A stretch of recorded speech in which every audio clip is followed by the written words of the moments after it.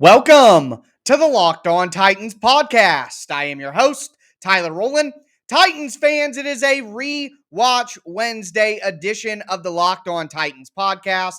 My favorite day of the week. I have rewatched the Titans game on the TV copy. I've rewatched the coaches' angles, the all 22, and I'm ready to tell you guys exactly what I saw from the Titans, schematically speaking, on the offensive side of the ball and on the defensive side of the ball. Saw exactly how the Jets decided to attack and some key adjustments that they made late in the game that helped them come back and get that victory in the second half and into overtime. So I'm excited to step into the film room and share my film notes with you guys on this Wednesday episode. Before we get into my rewatch notes, though, do have to talk about the Titans roster moves that were made on Tuesday. We saw a familiar face who I've been looking for throughout the last few weeks finally added back to the Titans squad on Tuesday. I'll tell you who those players were that were added. And also, we have a big news story out of the Titans division with not only a division rival, but the team that the Titans will be playing in week 5. So it is a rewatch Wednesday. Excited to go over all of my film notes with you guys today on a Wednesday episode. Let's get it. You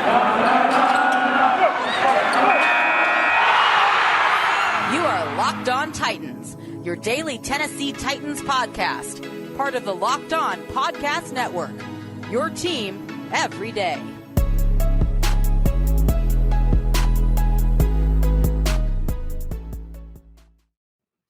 Titans fans, I got to be honest with you. At first, I thought it was due to the despicable performance from the Titans against the Jets, but I'm actually dealing with a little bit of a bout of food poisoning. So my apologies if you see anything off with the energy or anything like that, but I feel like I'm good enough to go and we can power through, make sure we get to these rewatch notes. But before we get into anything, gotta thank you guys for making the Locked On Titans podcast your first listen every day. Also, if you're new, make sure that you subscribe to the Locked On Titans YouTube channel, subscribe to the Locked On Titans podcast on whatever platform you do stream. Remember, you can find the Locked On Titans podcast everywhere and always free. I did do a big film dump on Tuesday on my Twitter account at Tic Tac Titans, so make sure that you check me out there as well. But let's dive into these roster moves that the Titans made. And on Tuesday, the Titans signed 2 names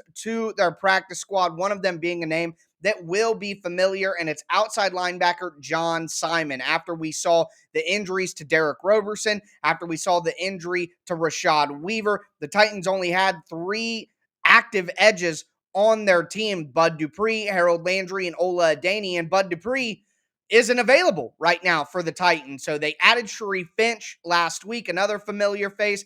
I wondered if they would bring back Simon as a guy who was with the Titans during training camp and started all 16 games for the Patriots last year. They didn't do it last week, but they have done it now. Simon's played 97 games in his career, has 21 sacks. A lot of those games he played with Mike Vrabel in Houston when Vrabel was a defensive coach for the Texans. So that makes sense. I would imagine that Simon would get the call up to the active roster, not officially placed on the 53, but get that practice squad call up for this week's game. Also, the Titans did add Karan Reed, who's a 6'2", 292-pound defensive lineman, who's played 54 games in his career, added to the practice squad to just give them some additional depth along the defensive line, where I have a feeling that the Titans are not entirely happy with a guy like Amani Bledsoe, Woodrow Hamilton, and they could look to maybe shuffle up that interior defensive line rotation. So those are the roster moves that the Titans made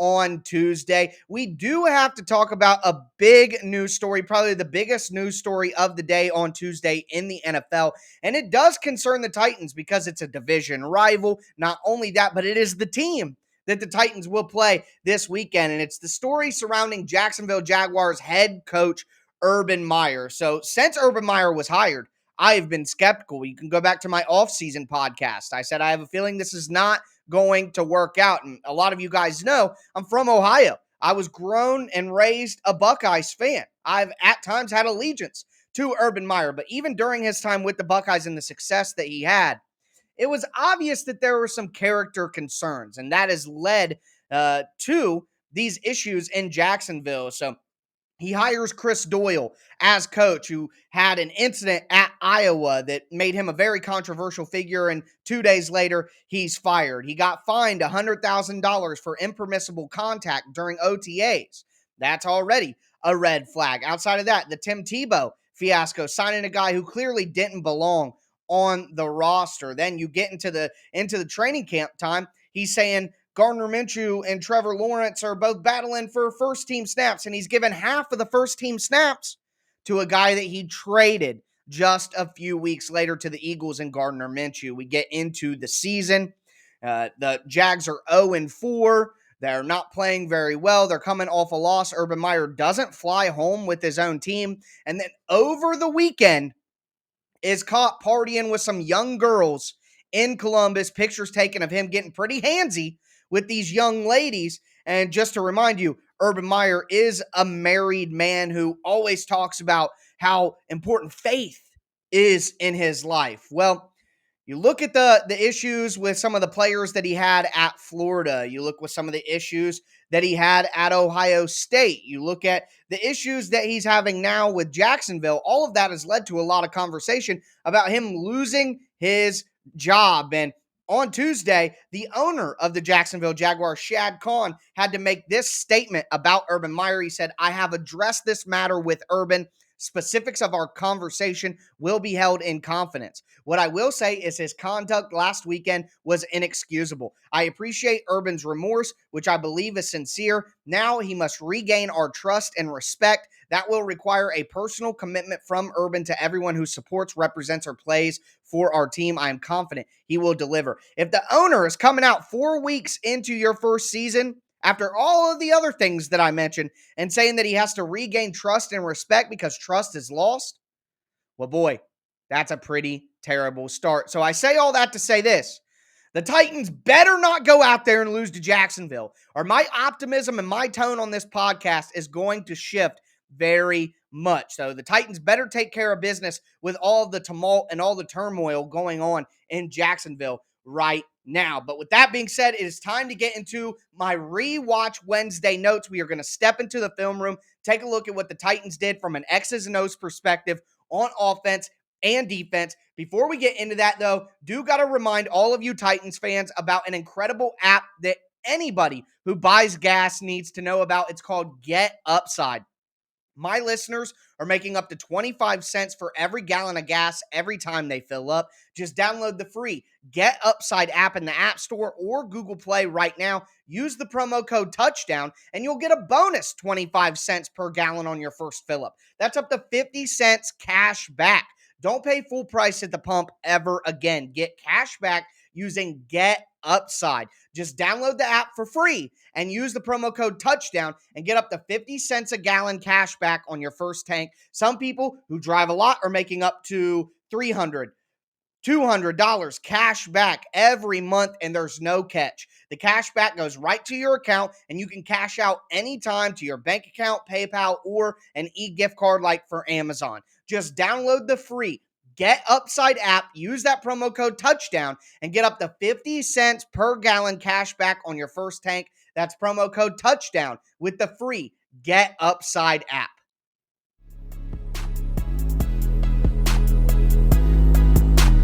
Titans fans, let's dive right back into our Rewatch Wednesday episode. It is time to step into the film room as I talk some schematics with you guys based on what we saw from the Titans in week 4 in an overtime loss to the Jets. Before we get into that, once again, want to thank you guys for making the Locked On Titans podcast your first listen every day. So starting on the offensive side of the ball, what I will say is the Titans were able to run the ball, and we saw that. Great success for Derrick Henry in the run game. And my observation is the Jets just weren't really worried about that. That's why they stayed in 4-man fronts the entire time, like we talked about on the preview episode. It was more about, can we stop this Titans passing attack? Yeah, they're going to be able to run the ball, but when things are on the line, they're going to have to throw it. Can the Titans beat us in the passing game? And without Julio Jones and without A.J. Brown, the answer was no.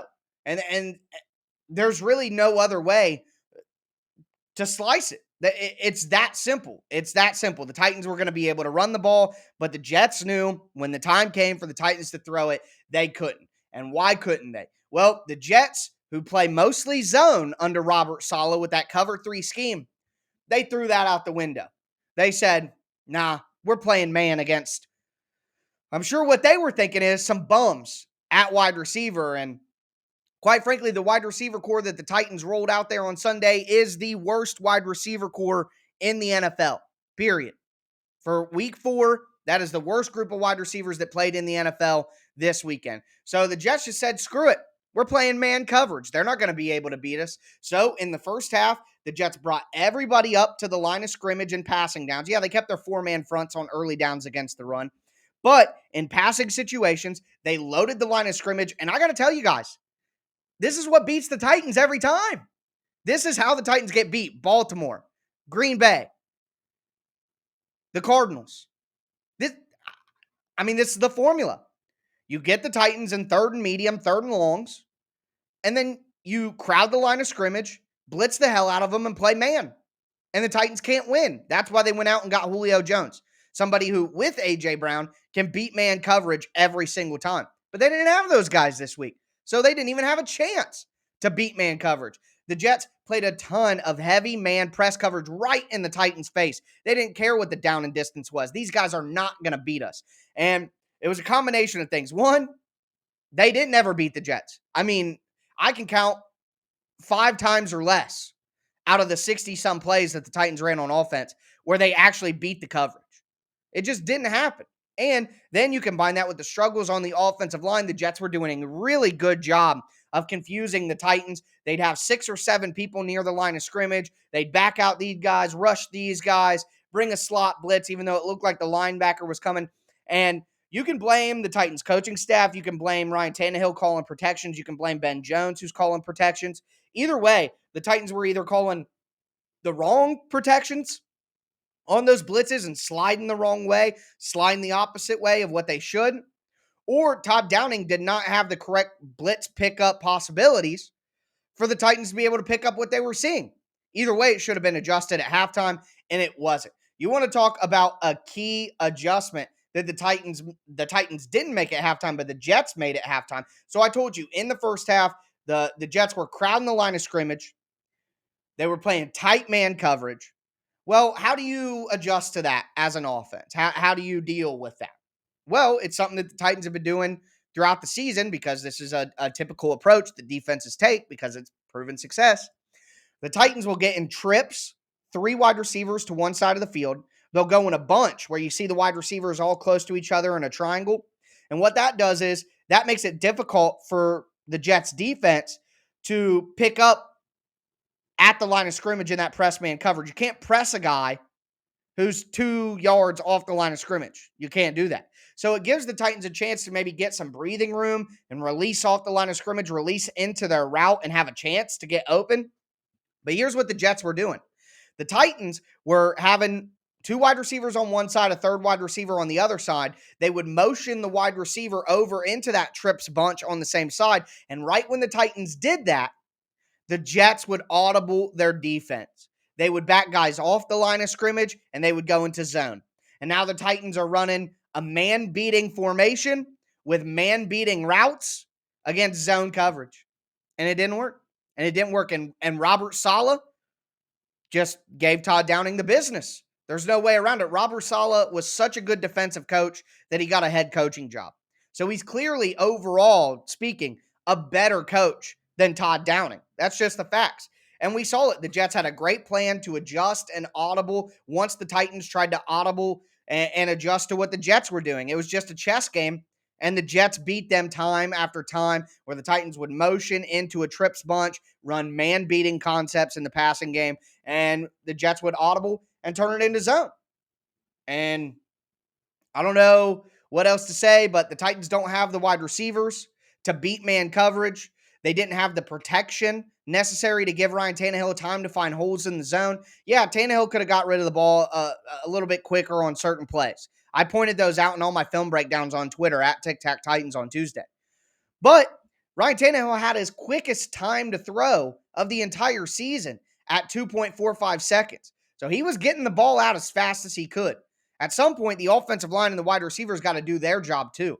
And we didn't see that enough in the passing game from the Titans. What I will say is just back to the run game for one quick second to let you know the Titans were able to run the ball pretty well, but the issue that they were having is the Titans' offensive linemen were having trouble getting bodies on the Jets' second-level defenders. Quincy Williams, C.J. Mosley had great days for the Jets because the Titans' offensive line would double team at the line of scrimmage, and then the guards or the tackles would climb to the second level, and they just weren't fast enough. And C.J. Mosley and Williams were darting underneath, in between, away from the Titans' offensive linemen. They weren't able to get bodies on him. They were able to get hits on Derrick Henry, and I have to give the Jets credit. They did a great job tackling Derrick Henry on the day. They're second-level guys. They're safeties. They just did a great job bringing Derrick Henry down and not letting him break a bunch of tackles on his way to big gains. So there's that. The last thing that I want to point out here is one criticism and then one player note. Ty Sambrailo. We talked about how terrible Jeff Swaim has been throughout this entire season so far. The Titans started bringing in Ty Sambrailo as an extra offensive lineman, a sixth offensive lineman, to be a heavy tight end instead of Swaim. So they would have Ferkser or Pruitt or Hudson as the tight end off the line of scrimmage, and they would have Ty Sambrailo as that tight end. I hope to see a little bit more of that. Sambrailo is athletic enough to give you a little bit in the passing game if you need to run a trick play, but he's also just going to be a tremendously better blocker than Jeff Swaim is right now. And then finally, the Titans surely did not run enough play action on first down, only 21% of the dropbacks out of play action. The Titans ran the ball down the Jets' throat for the game when they went ahead 17-10. They ran the ball down the Jets' throat. It was like 6 or 7 running plays right in a row. Well, the Titans followed that up with 2 3-and-outs. Why not go first down play action on the drive immediately after you just ran 6 running plays in a row and drove it down their throats? Why wouldn't the very first play on first down be play action when the Jets are worried about it, when they're thinking about it, when it's really in their head? No, the Titans run 2 straight plays, don't get anything going, and then they try to play action on first down the next drive, but the Jets aren't really that worried about it at the time. So just confusing the way that the play calls are coming together and the timing of when Downing wants to use play action on first down, not enough. And also, not enough screens in this game. The Titans threw 7 screen passes. One of them was caught by Roger Saffold, but other than that, they completed the other 6. Not all of them were great plays, but the Titans had a ton of success on screen passes. They only ran 1 screen pass to a wide receiver. It was incomplete, and that was early in the game. They never went back to another one. They only ran 1 screen pass to a tight end. It was Michael Pruitt, and he had a pretty good game. Why didn't the Titans run 10, 12 screens in this game instead of just 7? I don't understand. They were having good success.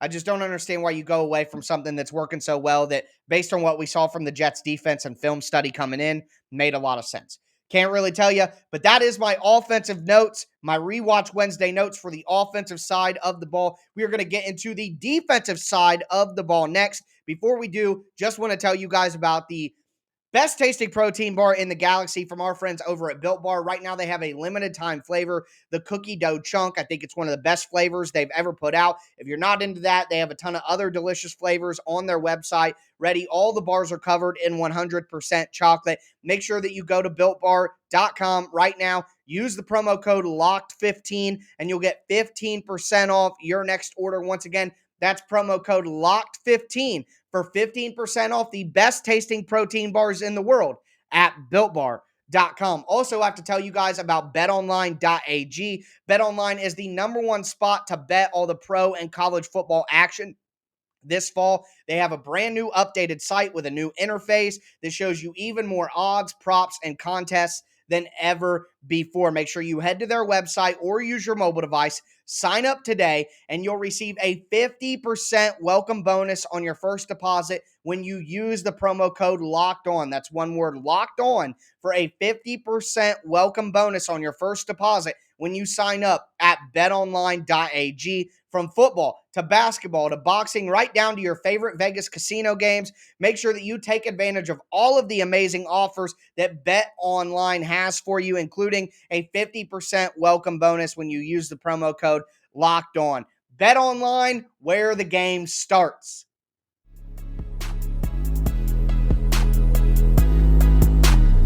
Titans fans, let's cap off this Rewatch Wednesday edition of the Locked On Titans podcast. Before we get into my defensive schematic notes, do just want to tell you guys, I know you're making the Locked On Titans podcast your first listen every day, but make sure you make the Peacock and Williamson show your second listen. You have Brian Peacock and former NFL scout Matt Williamson giving you a national perspective on all the latest NFL news. Make sure you check out the Peacock and Williamson podcast on whatever platform you do stream. But let's dive into my defensive notes quickly. In fairness, I'm telling you, I am running out of steam a little bit. Getting a little sweaty here, feeling a little uncomfortable. I'm even gonna hit some water. This is a great opportunity for me to tell you guys, please hydrate. Water is the key. I'm a big water guy. Anyways, let's dive into these rewatch notes. The Titans were really good in run defense. I mean, there's no way around it. The Jets weren't able to run for more than 70 yards in the game. Jeffrey Simmons did a really good job. Danico Autry did a really good job. Also think Harold Landry did a pretty good job. David Long did a pretty good job as well. Tyir Tart struggled a little bit, but either way, overall, I thought the Titans did pretty good in run defense. They kept with their run fits, and one thing that was different, the Titans have been mostly working out of four-man fronts, out of 4-3 alignment throughout the last few weeks. They went to 3-4 alignment mostly against the Jets, and it paid dividends. Now, of course, the Titans keep things multiple, so there's going to be four-man fronts on tape, but I thought the Titans put a focus on using five-man fronts to make sure that they could put that backside pressure that I talked about works on the Titans offense. It worked on the Jets offense as well. So the Titans focused on that backside pressure, and it's easier to do that when you have a five-man front. So that was big. The number one thing that stuck out to me, though, flashbacks of 2020. Cornerback alignment issues, communication issues. So late in the game, the Jets started going to bunch formations as well to beat the Titans man coverage. I already explained the philosophy of why a team would do that when I talked about the Titans offense. So the Jets started doing that, and one thing that kept popping up is Jackrabbit Jenkins. Not saying it's his fault explicitly. Breon Borders is also guilty of this, but if you're watching on YouTube, you're going to see these hand gestures. Basically, you'll see the Titans defensive backs do this when they're real close together, when teams go in bunch or trips. They'll shoot finger guns at each other, or they'll pound the rock.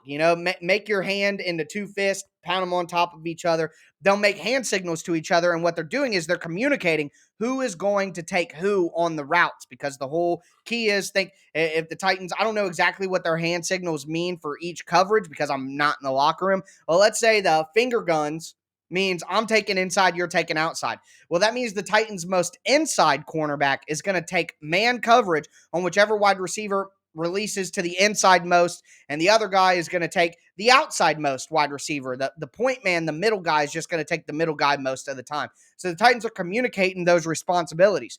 Well, like we saw last year, there's confusion as to who's doing what. And the Titans got lucky one time specifically, I can remember, where Breon Borders was supposed to take Corey Davis. Corey Davis ran a streak down the middle of the field, and if not for the Titans getting pressure on Zach Wilson, it would have been a touchdown, because Jackrabbit Jenkins and Breon Borders both played man coverage on the same guy in trips. And then the big completion to Keelan Cole in overtime on the sideline, Jackrabbit was supposed to guard him. Jackrabbit followed him in motion over till he got into the trips on the other side, and then Jackrabbit gave some hand signals to the other cornerbacks, and there was a breakdown because Jackrabbit was late on it, didn't realize that was his man until too late, and it created an explosive play down the field that put the Jets in a great position to get a field goal. So alignment issues with the cornerbacks, 15, 10 yards off wide. I mean, the Jets just over and over again went to these outs, deep outs to Corey Davis on the sideline. And quite frankly, they should have hit a bunch more of those, but Zach Wilson wasn't accurate. If Zach Wilson was accurate in this game, the Titans would have got smoked. And that's what I saw on film. Lots of open receivers that Wilson was late on or inaccurate on. And it's because the Titans are backed so far off. And Mike Vrabel can say that that's not what they coach, and they got to talk to Jackrabbit about being 15 yards off the wide receiver. But this has happened 3 years in a row now that we've seen these alignment issues with the cornerbacks. It's something the Titans are obviously coaching them to do.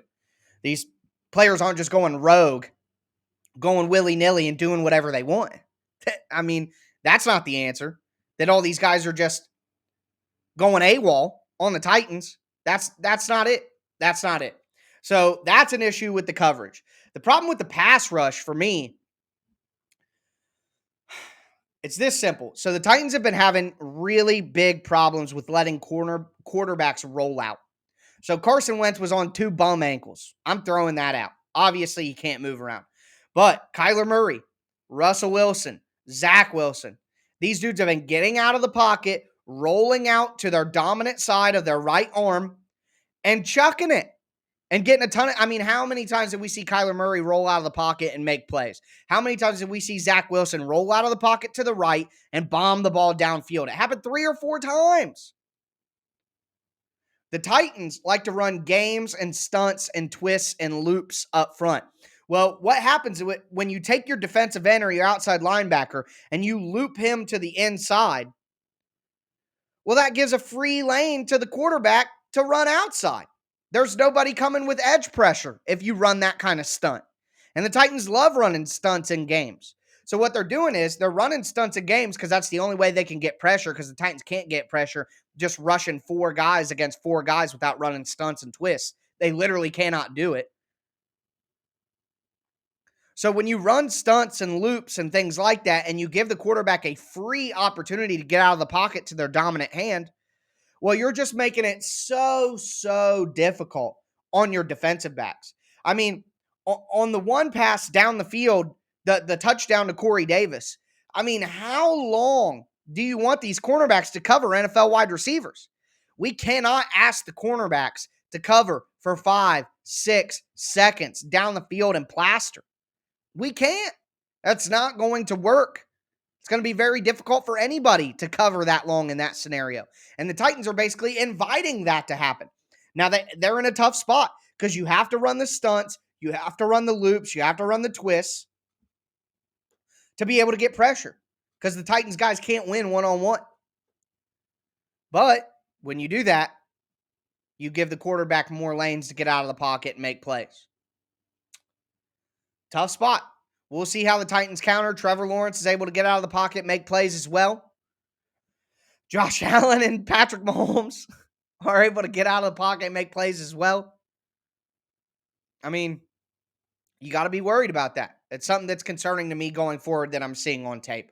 But that's going to do it for this edition of Rewatch Wednesday. Appreciate you guys hanging with me while I may not be feeling my best, but I tried to deliver, give you all the energy and information that you have come to expect. But I will be back with you guys tomorrow for a crossover Thursday. Very excited to talk to one of my favorite colleagues, Tony Wiggins from Locked On Jags. I know he's a guy who's pretty frustrated with what's going on right now, so it'll be a very entertaining conversation. You won't want to miss that. But that's going to do it for me today, folks. As always, I am your host, Tyler Rowland, and this was Locked On Titans.